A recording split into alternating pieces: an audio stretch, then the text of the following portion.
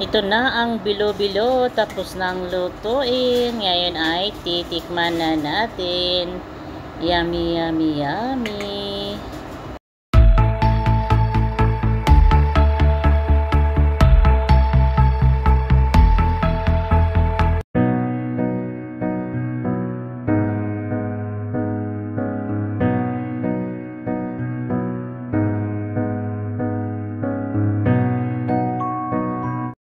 Madlang people, good morning, good afternoon, good evening po sa lahat. At panibagong araw, panibagong blessing. Sa videong ito ay magluluto kami ng bilo-bilo. Dahil mayroon ako ditong glutinous flour rice, 1 can na jackfruit, coconut milk, at saka makapuno na niyog. Dahil wala tayo sa Pilipinas, mag-test tayo sa mga canned goods. Kaya ito na, magluluto na kami ng bilo-bilo. Another day, another blessing. At mayroon din kaming sagu. Ayan. O, diba? Na-miss nyo rin bang kumain ng bilo-bilo? Comment down below. Ito na yung langka or ang jackfruit. And ating himay-himayin. Ganituhin. Ayan. Ganito dapat pag nasa kitchen ka, happy ka lang. Pakinggan natin yung kinakanta ng tagaluto namin. Why you gotta be so rude? Comment down below kung maganda yung boses niya. I hate to do this, you leave no choice. Can't live without her. Love me or hate me, we will be both. Dahil tapos na ako sa aking jackfruit, ngayon ay pupuntahan natin yung tagaluto namin. Ito na yung niluluto na bilo-bilo. Ngayon ilalagay natin ang jackfruit.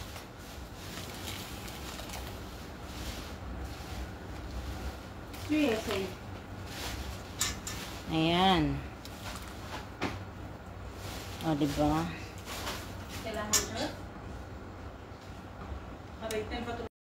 Ngayon ay imekos-mekos natin.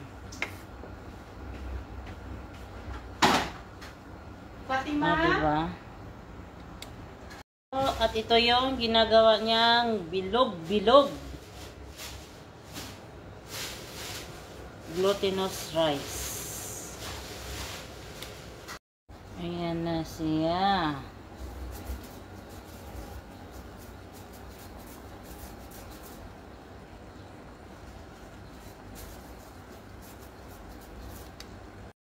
Aming bilo-bilo.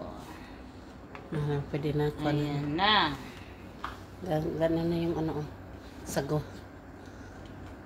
Ito ng sago. May puti-puti pa gamay. Tama anak maluto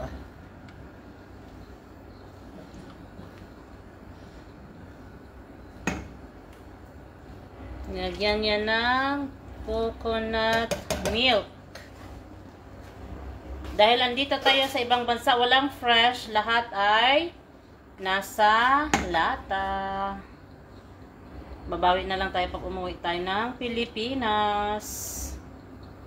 Dahil bilo-bilo, binilog-bilog, ito. O, yan. Huwag niyo yung pansinin yung aming tiles na basag. Diba? At ang sahog ng aming bilo-bilo ay jackfruit lang at saka makapuno dahil nga wala kaming mga ingredients na iba. Dahil nga, dito tayo sa ibang bansa, makontento tayo kung anong mayroon sa ating kusina. Wow! Ayan na. Dahil nakulo na siya, ay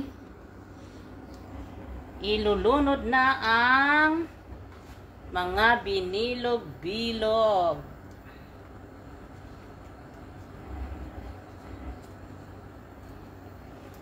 O, diba?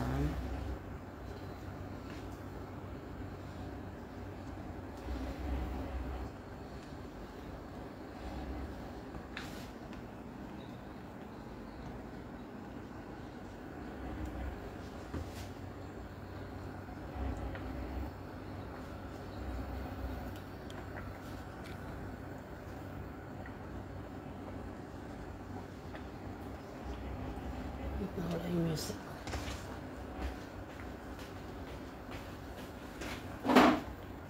Mahilig din ba kayo habang nagluluto ay nagpapa-music? Dahil ang iba ay ganyan. Ako mas gusto kong magtrabaho na may music. Kaya parang madali lang ang trabaho. Oo. Buwas stress. Ayan. Where am I wrong?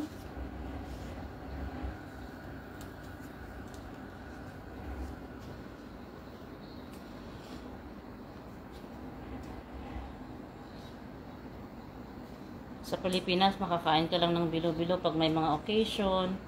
Or di kaya, Pista mi na tayo. ano, November 1, November 2, gano'n. O, kadang Biyernes Santo. Biyernes Santo, Holy Week. Holy Week. Ayan. O, dito, sa ibang bansa, wala yan.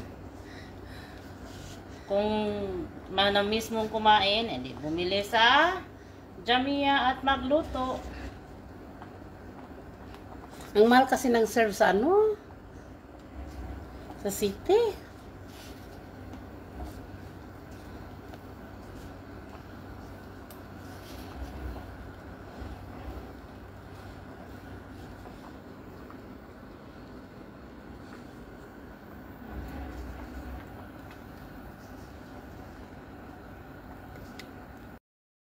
Ayan na, may mekos-mekos.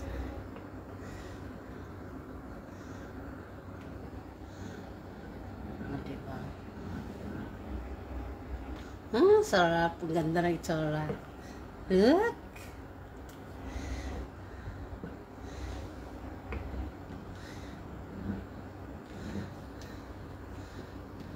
Gamot sa cravings. Hintayin natin kumulo. At lalagyan ng sugar.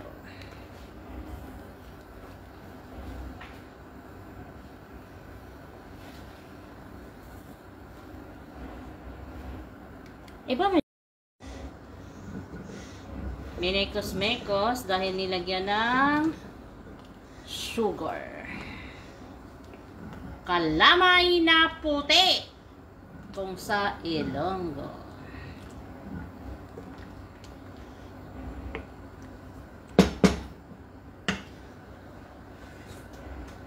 Kulang pa sa sugar.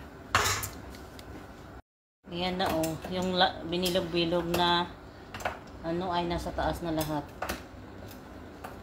Nakita niyo ba ang nakikita ko? Ayan oh. Eto, nagpapasarap.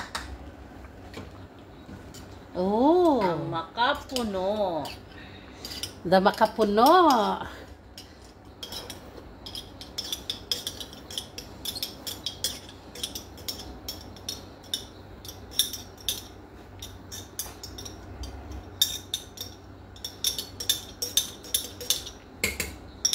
Ube, unta na, no? Di man ako kumakain ng ube. Ang sarap oh.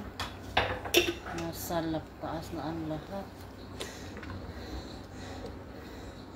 Oh, kagwapa. Maglapot nito sa slurry ba?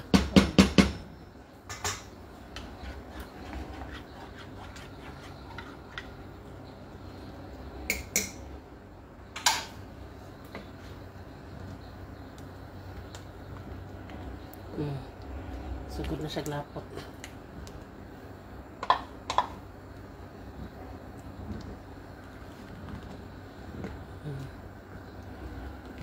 May bilo-bilo na tayo.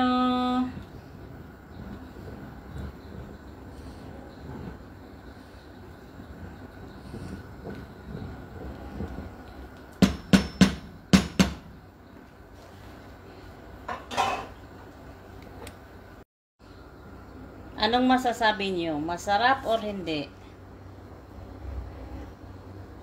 So,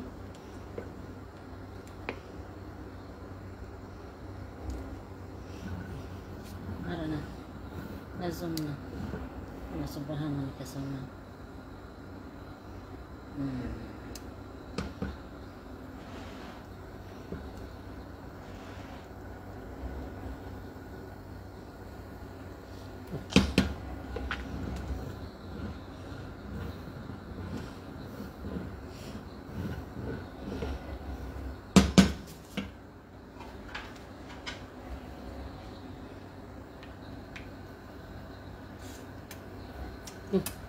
Ilagay.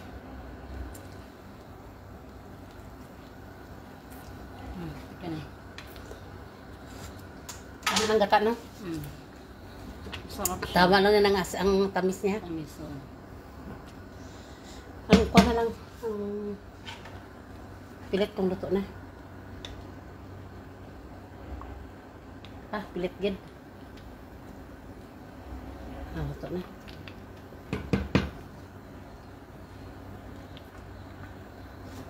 Ayan na. Yummy, yummy, yummy. Let us see. Tapos, Maglalagay tayo sa ano, sa videoan mo. Sa ba, diretso mo dyan.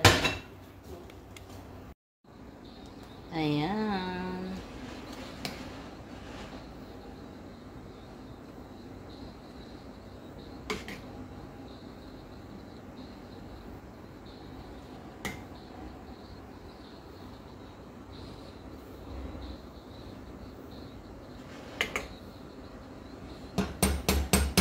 Okay.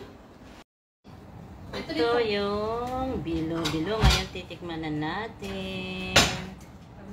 Meron naman yan. Yun nga. Kaya naman, meron na kasi. Mas tapos na eh. Malas yung amo ng isa? Oo, malas. Ito na yung moment of truth. Titikman natin ang bilo-bilo na ating niluto. At ang ingredients niya ay jackfruit at saka kapuno na niyog. Yung titikman natin.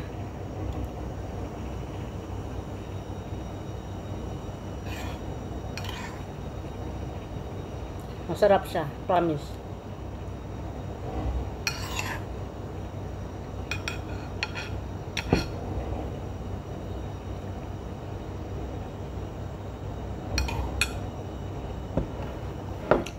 Hanggang dito na lang. Bye-bye. Masalama.